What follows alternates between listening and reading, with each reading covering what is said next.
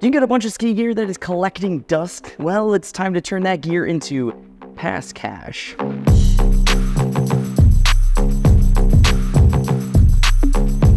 What's going on, Midwest skiers and riders? Matthew Zaransky with MidwestSkiers.com. And a few days ago, we had a video highlighting buying at ski and board swaps across the Midwest, so we figured we should probably chat about selling as well. Today, we're going to dive into some tips and tricks to make sure your gear sells for top dollar, so you can have some more pocket change for new gear, lift tickets, or, just those parking lot beers that we all enjoy so much. But before we do that, if you enjoy videos like this, do me a favor and like this video and subscribe to our channel as we work towards our goal of reaching 10,000 subs by the end of the year, and I'd love to have you as part of our community. But let's just start with what you need to know about selling your gear at ski swaps. If you're new to swaps, they're pretty much consignment sales where individuals and retailers will bring new and used products to sell at usually discounted prices.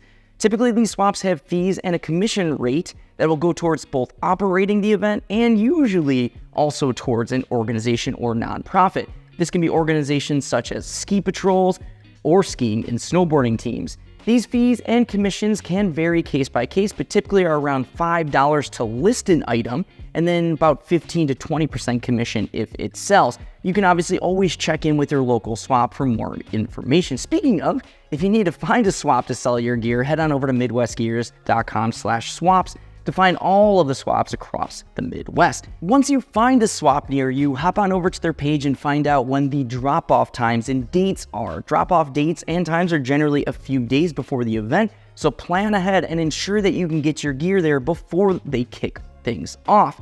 Also, look to see if you need to create an account or fill out any forms online before dropping these items off. Some swaps, such as the Buck Hill Tent Sale, utilize an online system for tagging items, but each swap will have their own protocol, so be sure to check in with them beforehand. Now, on the opposite end of things, if your gear doesn't sell, swaps will generally give you a window of time during a date or a couple of days that you need to pick up your gear. If you don't pick it up during that time period, they will then either donate the gear or dispose of it. So again, ensure that you add those reminders and dates into your calendar just in case. Generally speaking, swaps will pay sellers via check after it concludes, usually through the mail, so ensure you give them an up-to-date mailing address. Okay, so that's all the basic information, but what should I do to make sure that my gear sells and ensure that I get top dollar? Well, first things first, leave those vintage skis and boots at home. Better yet, probably just throw them in the dumpster if you have no art projects for them. As I mentioned in our buying videos, ski and snowboard gear just doesn't age particularly well, especially if it contains any kind of plastics or polymers, as they weaken and break down over time. Additionally, shops will often not even work on gear that is more than just a handful of years old for safety reasons and to comply with insurance regulations. So just to avoid overall disappointment, stick to selling gear that is a bit newer, ideally less than 5 years old. If you're unsure, you can always bring your gear to the swap and they will often have staff members on site to gauge if it is suitable to sell. But don't bring any gear that is damaged or in non-working order. It will just save everybody's time. After gathering up all that gear, you are ready to sell, and now it's time that we clean it up so you can stand out from the sea of used and, well, smelly gear out there. The exterior of skiing and snowboarding boots should be wiped down and cleaned of any dirt and debris.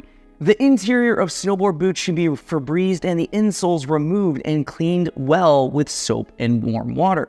Ski boot liners and insoles should be fully removed and also cleaned using soap and warm water. Make sure you give these items plenty of sun and airflow to dry them out completely before putting them back together to be sold. If you want to go the extra mile for ski boots, you can pick up some 303 from your auto parts store and wipe down the plastics to restore that shine and also add a little bit of UV protection.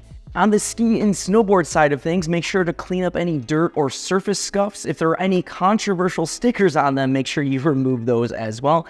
And if you do your own tuning, give them a fresh tune, cleaning up any burrs on the edges, filling in any gouges with P-Tax, and then a light wax and scrape. If you don't do your own tuning, not a big deal. Clean up any visual rust on your edges by using a Scotch-Brite pad, the green ones.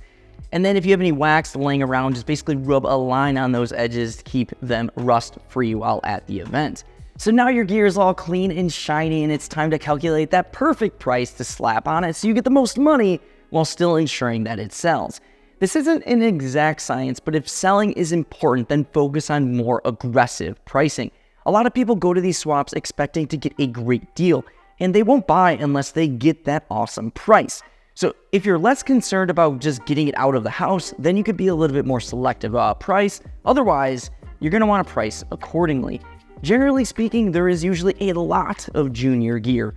Ski and snowboard equipment for children around the age of 12 and under is plentiful, both new and used. So it's not uncommon to see used boots for as little as $25 and skis and boards for $50 or less. Adult equipment that is not high-end is worth about half what it costs brand new if it's in good shape and is less than 5 years old.